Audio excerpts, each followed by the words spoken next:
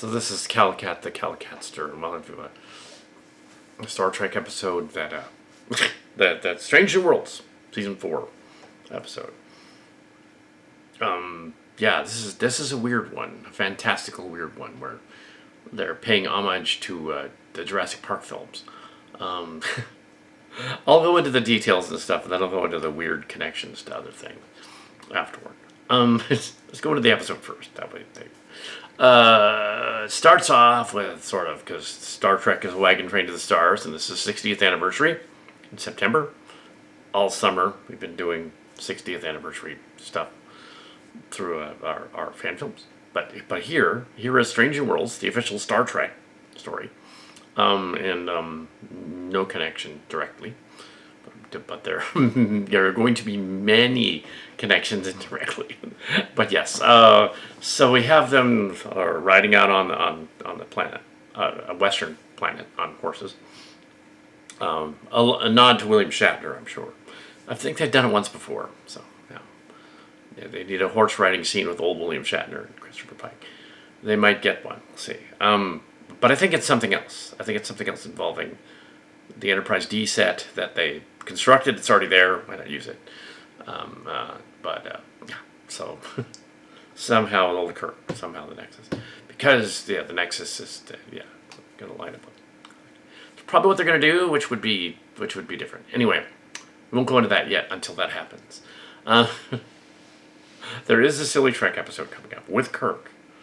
At least maybe there is. Maybe. I've seen some of the titles. That's all. I'm guessing.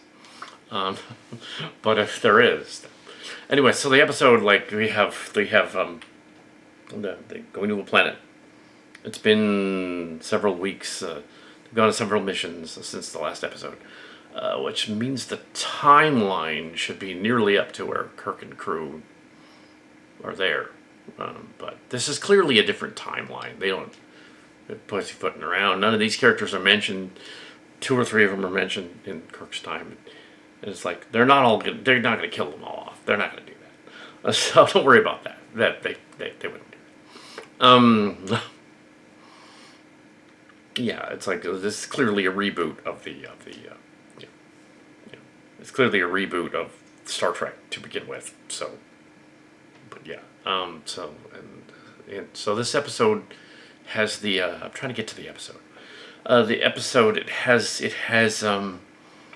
you have the cowboy horse riding scene, but you have a long teaser, by the way, 15 minutes of teaser, which is way too long for a teaser to get to the point of the story. Then they go to Robert April shows up, and already Robert April doesn't look like Robert April from the other show, so it's already a different timeline. There's no earlier con girl either, so it's already a different timeline. Their hair doesn't match up. I thought at first when they introduced the Vulcan girl that it was going to be a young Savick, but they didn't do that. They could have, but they didn't do that. But yes, it's not. But yes, they didn't do that. It's a different person. So we have that would be interesting. So Robert April wants to promote Pike, but then send him on a mission to go explore this solar space storm thing that happens. Very silly and realm-looking space storm that we'll go investigate. The space storm pulls them into the past, so they can do a remake of Jurassic World, crossed with a little bit of Edgar Rice Burroughs' Princess of Mars series. A better version of... they tried to do a better version of John Carter of Mars. So went off. It wasn't casting anyway. So the John Carter of Mars thing. So you have... they go back in time to somehow through time and space 65 million years ago with the ship. Sensors and transporters don't seem to be working, even though they're going to use them later. There's a lot of inconsistencies with the lore, although it's kind of silly trek, so sure, like the Starfleet Academy one was. So they just can't do things they do. There's I thought maybe they were going to do the Voth thing. They were going to go encounter the dinosaurs that left to become the Voth and Voyager. It is referenced in the. I looked up the review on Memory Alpha afterward. It is referenced in the review that some of them survived, came to Voth. It's a little bit mentioned. They won't encounter them until later on. Also, Doctor Who was mentioned, which is weird that they keep throwing in Doctor Who mentions. It's odd. It's not the same universe. It's completely different. It's because that actress was in a Doctor Who episode. Anyway, Pelia, yeah. The person who plays Pelia. They're back in the past, and in the distant past. The solar system is just a different, because the planet orbits get shifted when things go boom, yeah, timelines don't match up, explosions don't match up, but this is also a reference to several early sci-fi books, including an '80s one that was the Man in the Moon that they discovered. It was one of the space book series. I'm sure it's not his though. They just thought that idea. What happened to the fifth planet? Kind of thing. The planet between Mars and Jupiter that formed the asteroid belt. Well, so that's in there too. Spoilers. But yeah, there's a. The planet orbits are different. They're an alien race shows up. An alien Martian race shows up. Thought it was going to be the Voth. Turns out it's not the Voth. It's something else. Oh, is it the Iconians? No, it's the Preservers. So that's supposed to be. So it's kind of the Preservers. They show up millions of years ago, and so they don't look exactly like the Preservers, but we're taking that. I take it that's what they implied.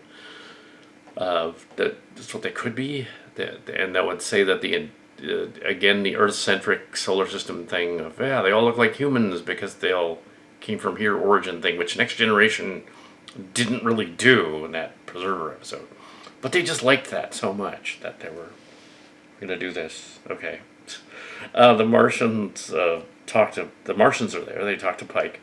They want the weapons. They steal an antimatter pod, and they're going to blow up their insectoid enemies that orbit the fifth planet. And we have some of the crew down on the planet looking for an iridium source. Iridium layers, of course, after the asteroid goes boom.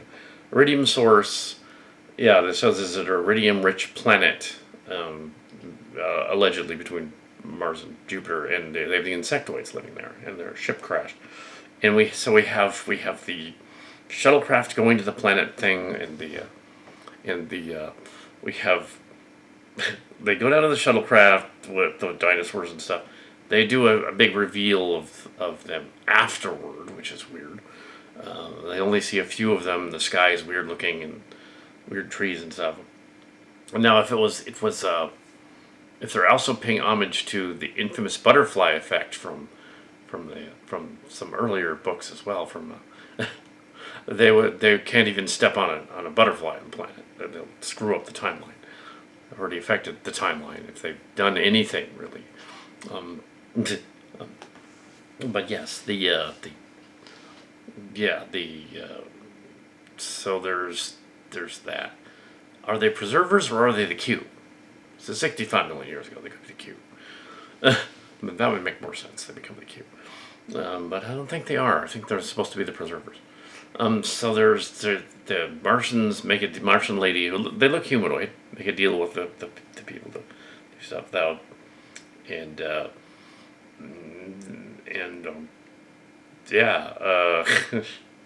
there's a lot of stuff in that goofy. The Martians steal an antimatter pod from the Enterprise, use it to blow up the fifth planet, and debris from the fifth planet then shifts the orbit of the Earth and the orbit of Mars. And says these insect guys damaged the title is Valles Marineris. It supposedly created the canyon Valles Marineris on the planet. And so it's destroying Mars. So they're gonna like get revenge by using the antimatter bomb, which wouldn't blow up a whole planet, but in this story it does. And it goes boom because of the iridium, I guess. The so and debris from the explosion actually causes the Chicxulub crater, which those things were not connected. That the asteroid belt. Okay, in this universe, in the Star Trek universe, sure. Then they go back to their timeline. They use the explosion to go back to the present, to the present. That's not how that works, but okay. The asteroid belt is not 60 million years old. We could tell that from looking at it. We sent probes there. It's not 65 million years old. It didn't literally. It wasn't a planet that was destroyed literally that long ago. Mars didn't have life 65 million years ago on it. It was much further back. But sure, it's a science fiction story. Why not? The orbit shifted to the planets and things were different. I like how they tied it into either the preservers or the Q or some earlier generation. It wasn't directly said, but it was kind of indirectly said. Did these aliens then, having their planet being decimated, go to Earth and create humanoid life and then spread it all over the galaxy with their warp ships, because they have warp technology now? Probably not the people that were on the ship that ship blew up, but the other ones could have. They wouldn't know, though. Yeah, the DNA stuff is... Yeah. It isn't like War of the Worlds, because in War of the Worlds they were not immune to our germs, and our germs killed them. Which is an interesting idea for that version of that book. However, if they're from the same solar system, the germs wouldn't kill them. But they were doing a colonizers thing. They were doing it. War of the Worlds was originally a reference to colonization and how the Europeans came to the New World, and a lot of them natives died because they weren't used to the ailments that people have.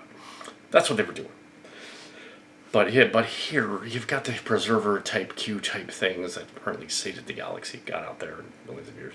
Probably related to Voth as well, indirectly. It's probably that they saved some of the dinosaurs and they evolved, and they escaped too. They had ships at some point, and encountered the Voyager in the Delta Water.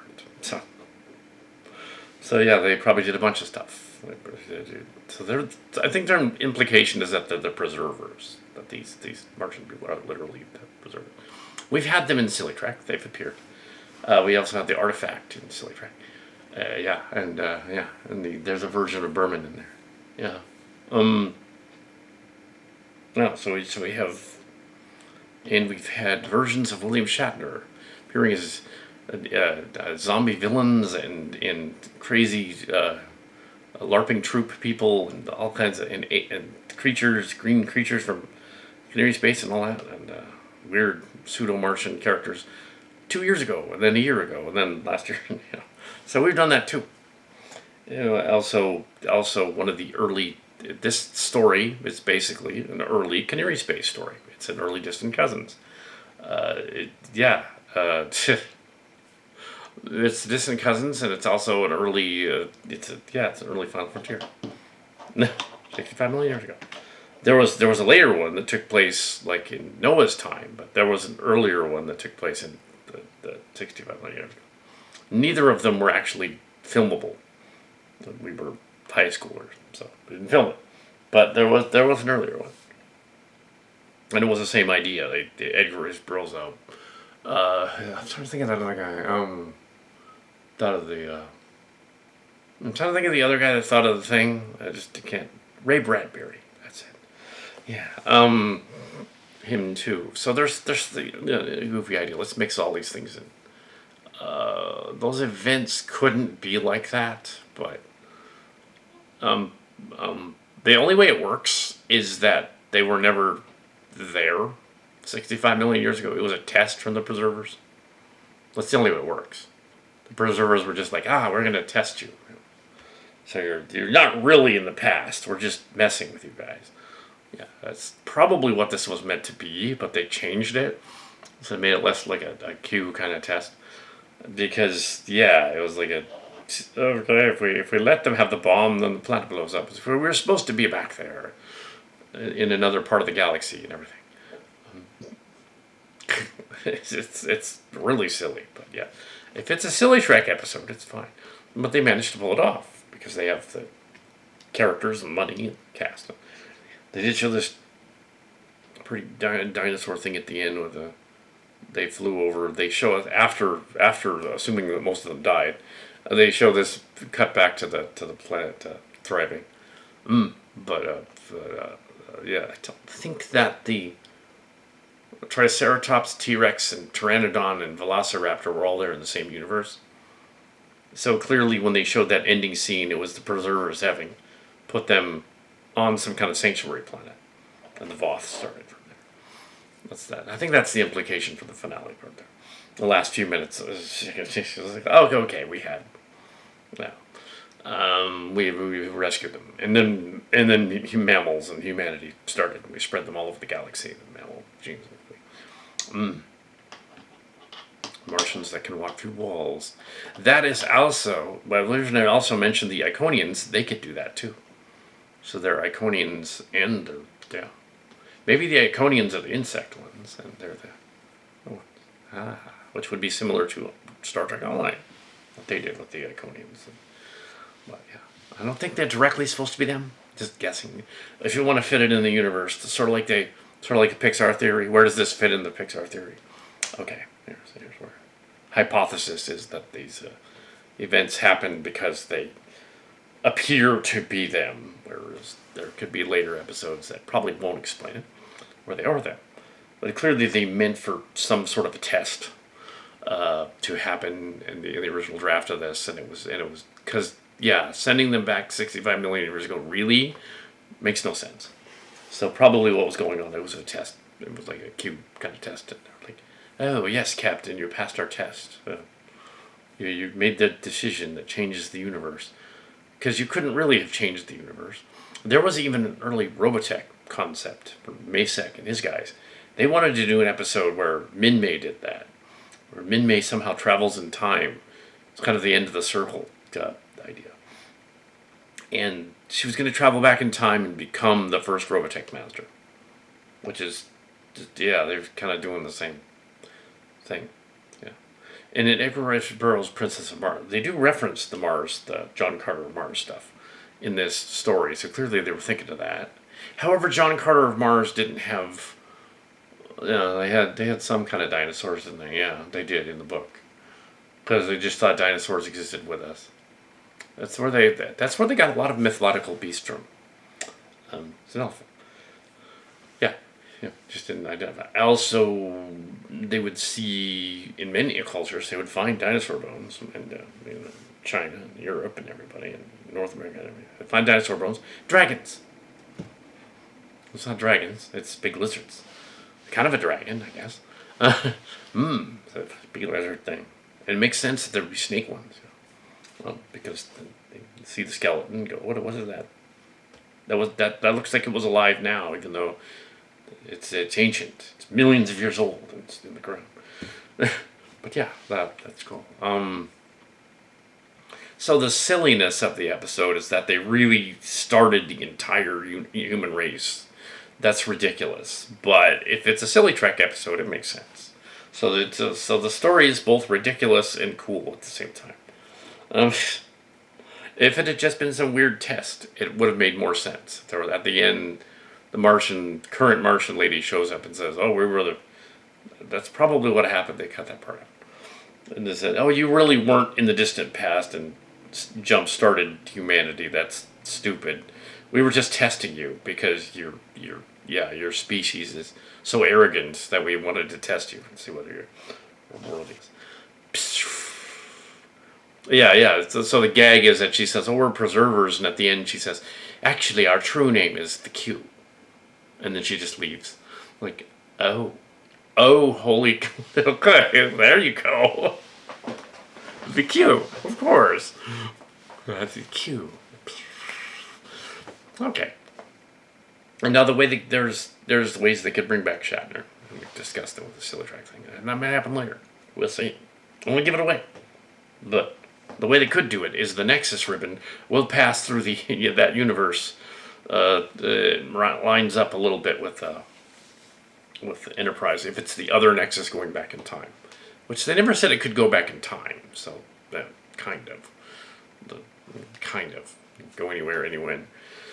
So yeah, they could encounter old Shatner and the Nexus on the bridge of the Enterprise D. I wouldn't think it would look like the movie Enterprise D though, but he could conjure it and say it looks like the other one. It's probably what they're going to do. I don't know for sure, but I already did it a long time ago. Yeah.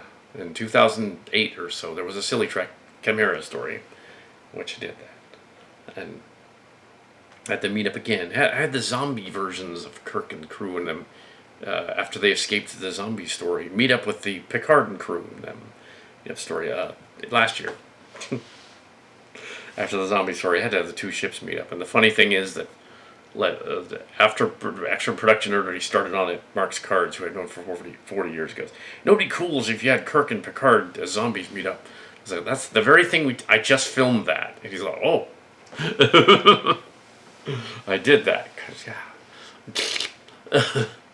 And then their ships fight. But yeah, that has nothing to do with this. Yeah, it's called Valles Marineris. It's odd that the aliens call it it's the trench, the scar on Mars thing. That is a thing. That they refer to it. Well, I guess the translator did that. Yeah. Widower. Yeah, they mentioned the widower too. Yeah, that was dumb though. She turned into a rock statue last season. That's right. Very silly Trek. But if she becomes one of those preserver statue artifact things, sure. And yeah, and you probably saw it in the previews and commercials. Sing, she punches a dinosaur, punches a velociraptor. That actually could work though, because velociraptors are not as big as they showed them in Jurassic Park. So she could have conceivably punched one. Yeah, they're not human sized. They're actually like a dog. But yeah. Even the Utah Raptor's not quite 6 feet. And it was the Allosaurus that would eventually become the other guy. She punched a velociraptor. But yeah, or an Allosaurus. I guess he could have been an Allosaurus, not a velociraptor. Yeah. Anyway, sure. Silly, but fun. Yeah. I guess they must have written this when Jurassic Park was the third, the Jurassic Park Afterbirth, Rebirth, annoyed them, so they wrote a Star Trek episode about it where it was cool again. Which was not cool again. The coolagen from Canadian. That would have been interesting. And it's kind of funny that they call the bad guys the Doldrums. But yes, yeah. We determined that stories where they encounter stuff like ancient dinosaurs in Silly Trek, or Noah's Ark in Silly Trek, or go back to other historical events, is goofy. So why would we do that? Not only that, we can't film it with action figures, but they have a budget. So yeah. So this is my review roundabout. That was pretty on point though. Yeah. Yeah. There's yeah. I don't want to give away that coming up. I won't do it. I won't give it away. Give it away. Let's go on to the next. Okay, that's the review for Star Trek Strange New Worlds Valles Marineris. And of course the parody will be called Marinara Valley. Marinara hot sauce. Marinara, yes. And marinara sauce.